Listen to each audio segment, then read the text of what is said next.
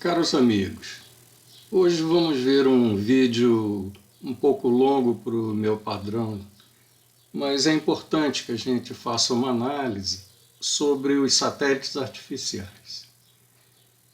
Então vamos tratar da visibilidade dos satélites. Quando devemos olhar para o céu na busca pelos satélites artificiais que são visíveis a olho nu? Algumas curiosidades. 1. Os satélites não têm luz própria. Eles só brilham quando estão iluminados pelo Sol. 2. Considerando apenas órbitas circulares, para cada altitude existe uma velocidade associada a ela, que não depende da massa do satélite. Esta é a explicação para o fato de os astronautas flutuarem dentro da Estação Espacial Internacional. É que ambos, a nave e mais o astronauta, estão na mesma órbita e na mesma posição. Então a velocidade relativa entre os dois é zero. O astronauta vai ver a nave parada para ele. 3. Embora os satélites sejam muito rápidos, eles parecem passar lentamente pelo céu por causa da grande distância que estão de nós. Se um carro passa a 100 km por hora na minha rua, ele vai parecer que corre mais do que se ele passar a 10 quadras de distância. Então é uma questão da perspectiva. 4. Os satélites que não têm órbita polar se movimentam da metade oeste para a metade leste do céu. O que eu quero dizer com isso é que há uma tendência de que os satélites se movimentem para o lado leste, porque é para este lado que a Terra gira. Os foguetes que lançam os satélites, eles aproveitam a rotação da Terra como um impulso inicial. Isso já dá ao foguete uma velocidade maior que a do som. Então ninguém lança o satélite no sentido oeste. Então a tendência sempre será um caminho para o leste, caso a órbita não seja polar, porque numa órbita polar o satélite vai passar em cima dos dois polos ou próximo disso. Nós vamos trabalhar com o modelo. Eu sei que a turma que acredita na Terra plana tem uma aversão pela computação gráfica, mas isso é apenas um desenho. Nós vamos mostrar quanta coisa nós podemos descobrir trabalhando com o modelo. Eu estou supondo aqui uma esfera para representar a Terra. Então, minha primeira suposição é que a Terra é uma esfera. Então, eu vou aqui ligar a luz do Sol. O que eu tenho? A parte amarela é onde a luz do Sol vai. A parte cinza é a sombra da Terra, onde a luz do Sol não vai. Na Terra, nós temos em azul claro a parte do dia, em azul escuro a parte da noite. Então, aí está. O que nós vamos fazer? Vamos colocar um satélite numa órbita circular em torno da Terra, girando em torno do centro dela, e nós vamos agora estudar os casos de visibilidade dos satélites artificiais. Então vamos ao caso 1, satélite na luz solar e observador diurno. Então nós temos o satélite aqui e o observador aqui. O que acontece? O satélite está na luz do Sol, ele vai brilhar, mas o observador está na parte diurna da Terra. O céu dele é azul claro e brilha muito, então ele não vai conseguir ver o satélite, apesar de o satélite estar brilhando. Então, neste caso aqui, o satélite é invisível. Caso 2. Satélite na sombra e observador noturno. Podemos botar o satélite aqui e o observador aqui. O que acontece? Se o satélite está na sombra, ele não brilha. Então não importa que o observador esteja com o céu escuro, que ele não vai ver o satélite. Então nesta situação nós temos também satélite invisível. Ora, se não vemos de dia nem de noite, quando que nós vamos ver satélite? É justamente no caso 3, satélite na luz solar e observador noturno. Isso é possível. Vejam, Eu coloco o satélite aqui e o observador aqui, ou então coloco o satélite aqui e o observador aqui. Nos dois casos, nós temos o satélite na luz do Sol brilhando, mas os observadores estão na parte noturna da Terra. No escuro, o céu está negro. Se o satélite está brilhando num fundo de céu negro, o satélite fica visível. Então, satélite visível. Só nesses dois casos. Muito bem. Vamos imaginar que nós estejamos olhando para a Terra na direção do Polo Sul. Esse ponto aqui seria um ponto da superfície da Terra que nós chamamos de Polo Sul. Nós sabemos que a Terra gira de oeste para leste. Então, quando olhamos pelo Polo Sul, o movimento de rotação da Terra ocorre no sentido horário, assim como as setas azuis estão mostrando. Como sabemos que os satélites giram geralmente no mesmo sentido da rotação da Terra, os satélites que eu representei aqui também vão girar no sentido horário, como as setas vermelhas estão mostrando. O que podemos descobrir com isso? Olhem só, nós temos dois observadores. Vamos estudar cada um deles em separado. Primeiro, o observador número 1. Olhem a seta azul ali aquela seta superior, aquela da parte de cima da figura. Aquela seta azul está dizendo que a Terra gira para a direita, ou seja, sentido horário. Logo, o observador número 1, ele acabou de sair do dia e entrou na noite. Com isso, nós vemos que está anoitecendo para ele.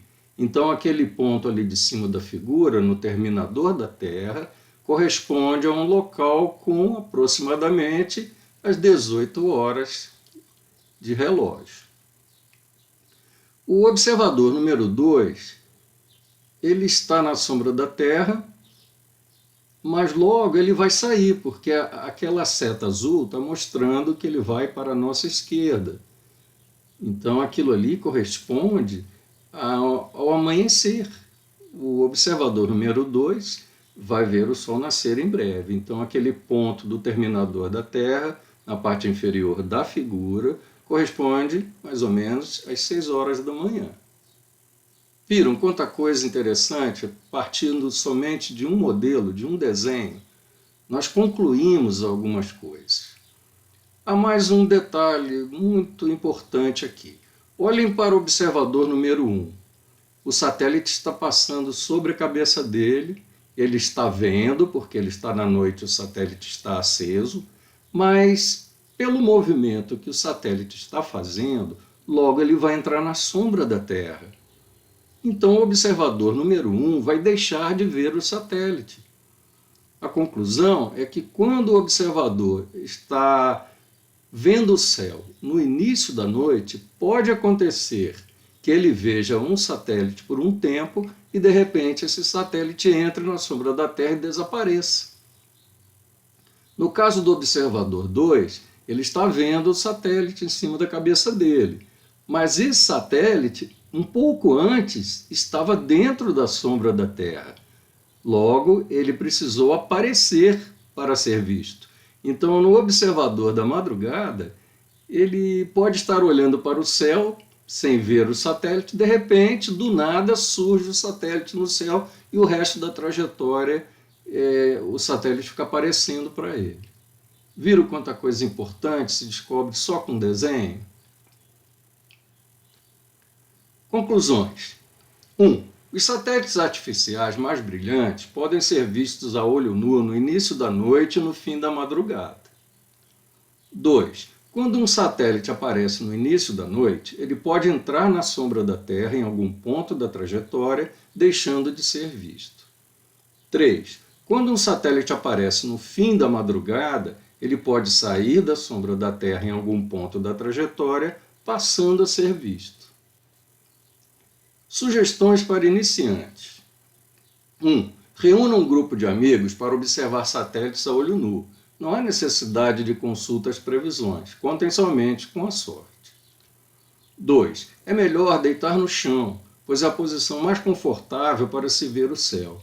Dividam a área do céu em partes. Cada observador deve vigiar uma região do céu. O que costumamos fazer é usar colchonetes embrulhados em plástico.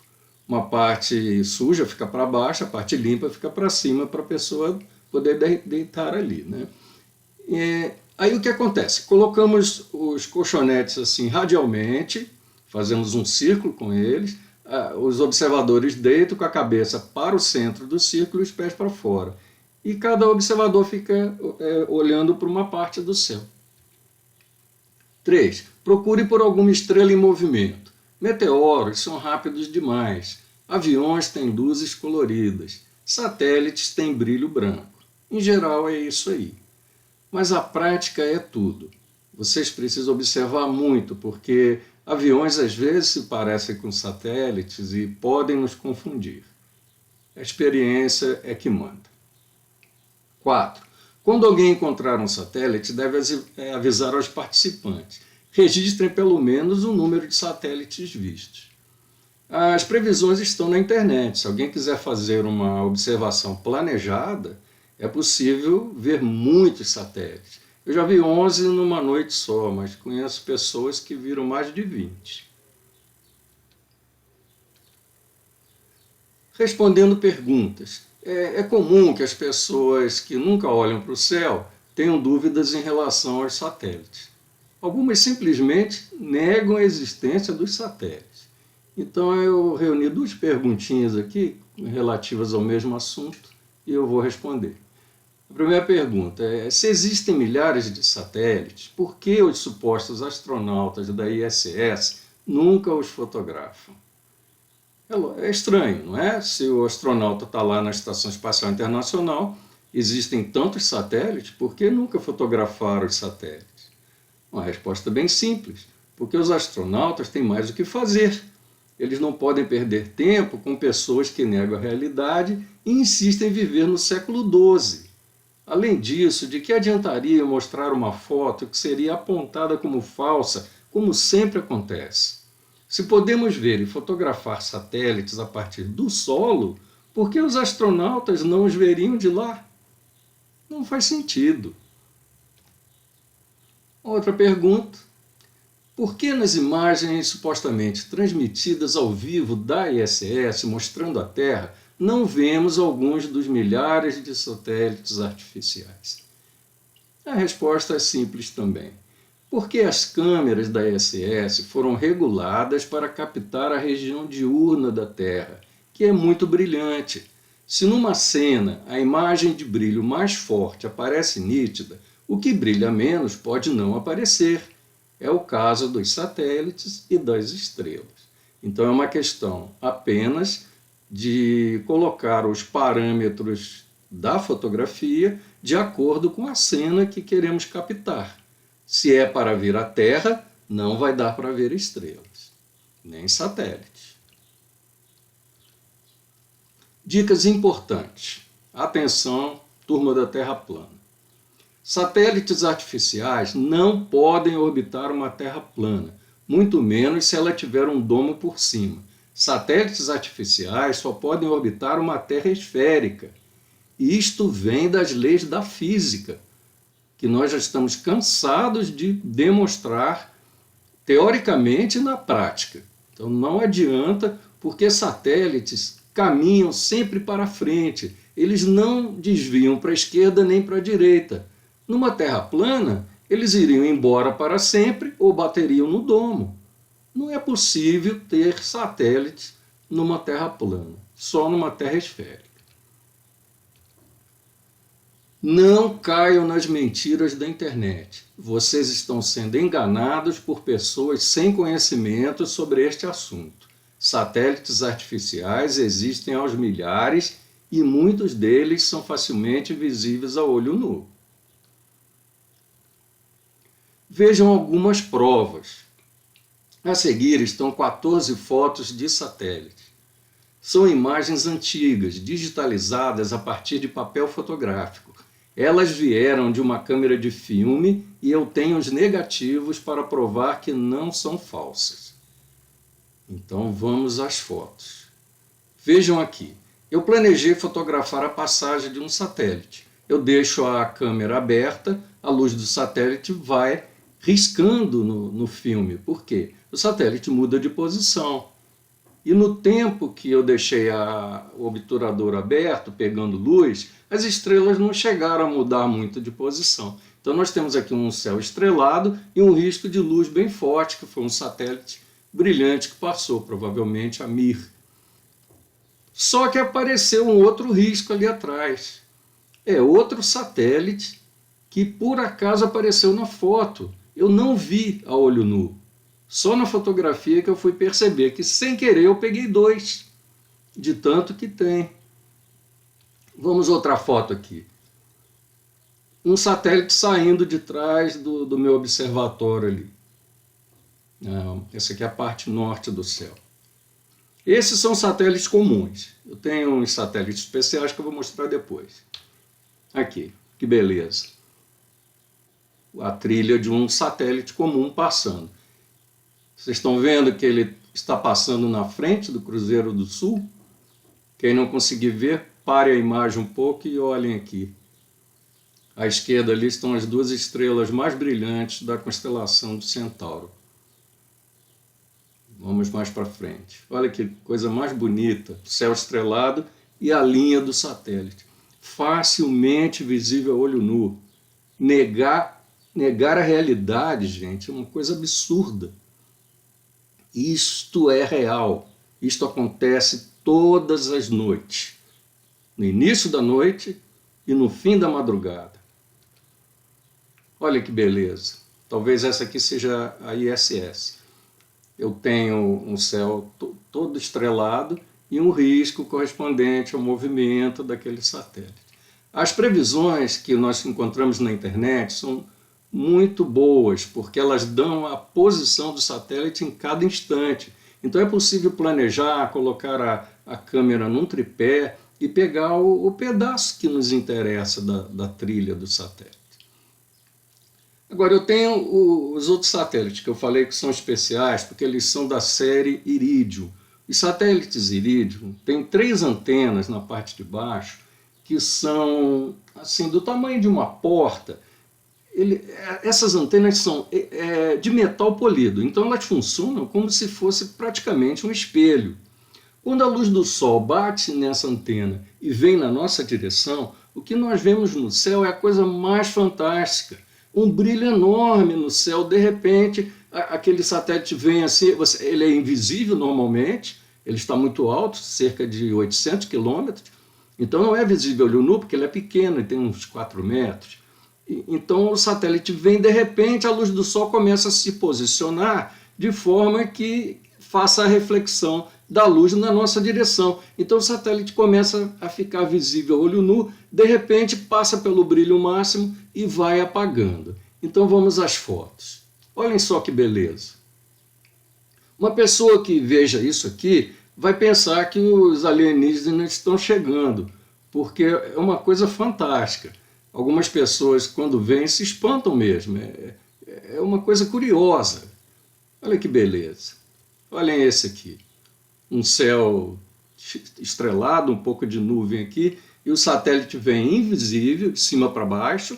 De repente, aqui na foto ele engrossa, né, a trajetória, é porque o brilho está aumentando. E quando chega no meio, no máximo do brilho, dá até aquela mancha vermelha na foto ali. É que foi o que chama de flare, o clarão do satélite Iridium. Foi a hora que a antena se posicionou do melhor modo.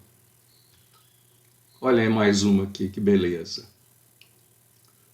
Mais outra aqui com nuvem, nenhum problema, ele descendo aqui, de repente deu clarão e continuou ali dentro da nuvem e desapareceu. Esse aqui é muito interessante, é bem antiga essa foto. Eu queria que o Iridium acendesse perto da cúpula do meu observatório e da estrela Vega, que está aqui à direita e um pouco acima da cúpula. Essa estrela Vega ela é aquela citada no filme Contato, com a Jodie Foster.